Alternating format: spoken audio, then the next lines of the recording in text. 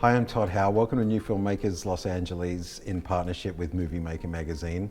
I'm here today with Bex Singleton, director, producer of the Cowfoot Prince short documentary featuring at the DocuSlate program here this year. Let's watch a clip. My dad always aspired to be like an English, like an Englishman. He never saw any seriousness in the theater stuff that I was doing and all this acting. He called it just play. What do you mean amazing just the way you are? What do you mean amazing the way you are? Coming here, telling me, talking to my princess, amazing the way you are. Coming here for my princess? Do you think you're fit enough to marry a princess? Yeah! Let me see how tough you all are then. Come on, let me see. Really? Let me see, come on. All right then. What? Shall I give this hippo a chance? So Bex, you want to give us a little bit of a rundown of the premise of the Cowfoot Prince? Yeah, absolutely. So I lived in Sierra Leone for a while and I worked there, and I met, so the lead contributor is called Yusufu Jallo and his stage name is the Cowfoot Prince. And I met him at a fundraising event in London and just found him incredibly charismatic and dynamic. It's part of my master's program. It was my graduation film, and I'd wanted to do something that drew attention to some of the links between London and Sierra Leone, having been brought up in the UK and then lived in Sierra Leone. And so that was really the starting point with Yusufu, because Yusufu was born in Sierra Leone, but he's lived in London for more than 30 years, and he travels back to Sierra Leone. And so I'd got to know Yusufu a little bit and then talked to him about whether we could make this film. And then really it went from there. I guess Yusufu is such an incredible character that the sort of conceptual ideas I had about the film just went out of the window. And it was like, filming was like try and keep up with his energy and try and think about the story of the film, but also make the most of this amazing opportunity. Which would have kicked into overdrive when you hit the ground in Sierra Leone, because he hadn't been back in 30 years, correct? So he had been back before then, yeah, he had been back before then. And at one point that was in the edit of the film, but it just got really complicated to explain all of that, yeah. He didn't go back for a period of time, particularly during and after the war, and then he has gone back and actually annually does an amazing festival in Sierra Leone, which was one of the reasons I wanted to make the film, but it didn't happen the year that we were filming. Oh, so I found that Yusufu was, despite having faced so much hardship, and by rights could be incredibly, has reasons to be incredibly angry, and he talked about the hate for his love for Sierra Leone in ways. Can you talk a little bit more about the heritage of Sierra Leone and what he's trying really to teach the young people in Sierra Leone? Yeah, so I mean, I am by no means a historical expert. I suppose there's quite a complex history with Sierra Leone, which involves the British. So Freetown and a number of other cities were British colonies, and the rest of the country was a protectorate. And actually, we mentioned at the beginning of the film, Yusufu was only born 6 years after independence, which I think really puts in perspective just how recent all of this stuff was happening. Yusufu is incredibly passionate about maintaining the heritage, is the way that he talks about it. And so he learnt storytelling from his grandmother particularly, which was in the village that we go back to, or that's now a town really. And so the fireside storytelling scene in the film is how he would have learnt his storytelling skills as a young man, which I think is some of his favourite memories. And then he went off to do theatre, and he was part of a number of different things, and more recently came back to the storytelling aspect of performance.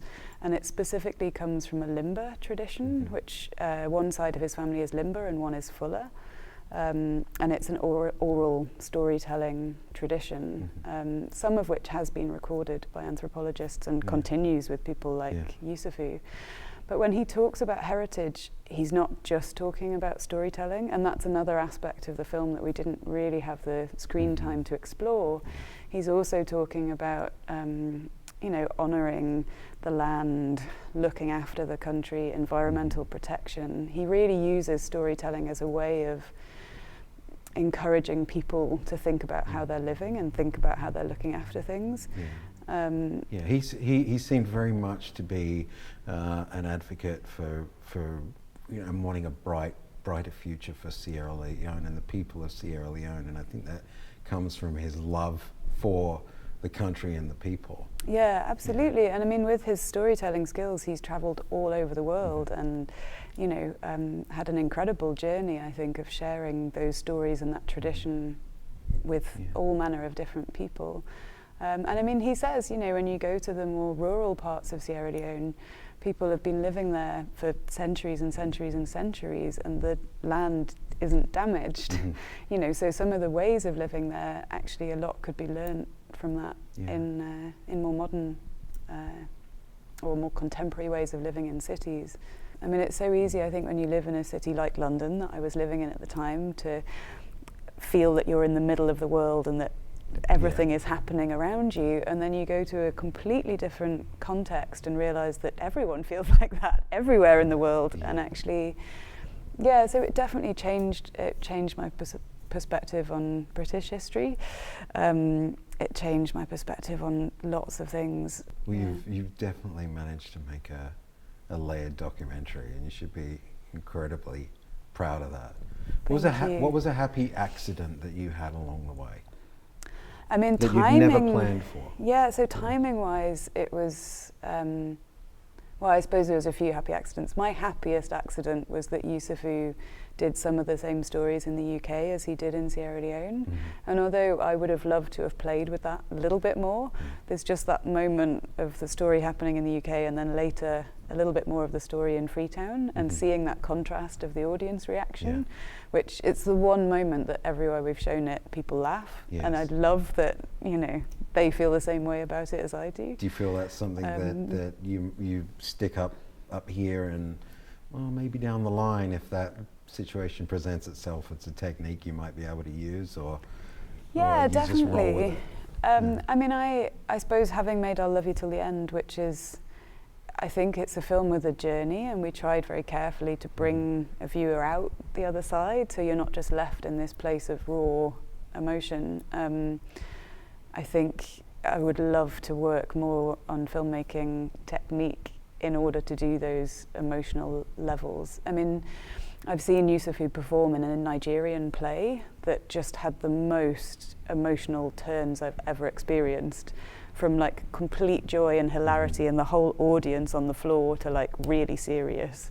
And I think that's such an incredible skill to be able to move an audience in that way, that I would absolutely love to keep working in that kind of way.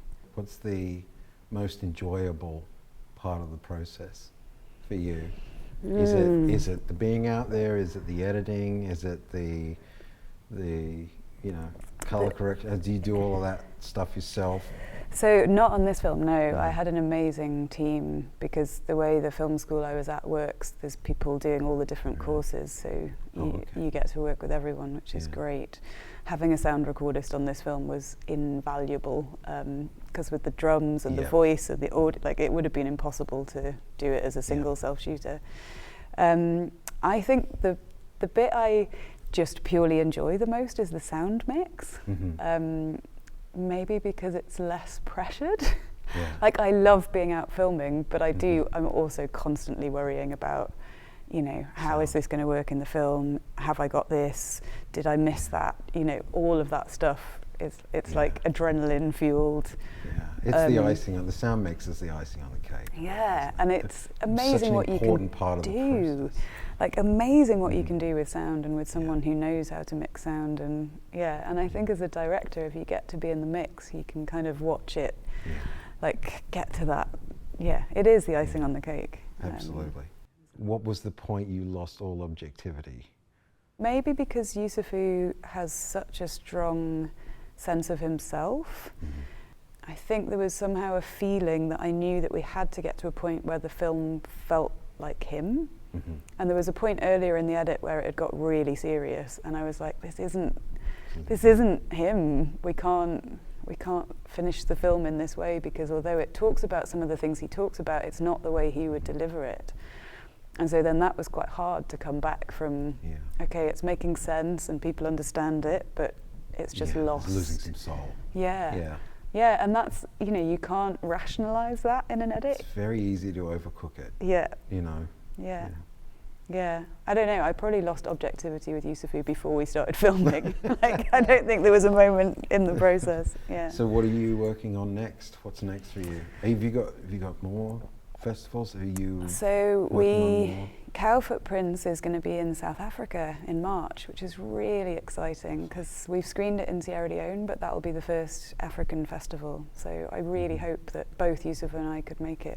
We'll see. So new projects, like new ideas? New projects, have you had that spark moment where you go, oh, I want to tell that story? So I've actually been filming since 2013, but only on occasion managing to get back there. I didn't think about how hard it was to get to the place that I wanted to film when I started filming in that naive kind of a way. But it's a film about an island that's eroding. In many ways, I suppose it's about home and not wanting to leave, because the community that live there, even though the island's getting smaller, they're still staying and actually moving their houses around the island to avoid the bits that are closer to the water.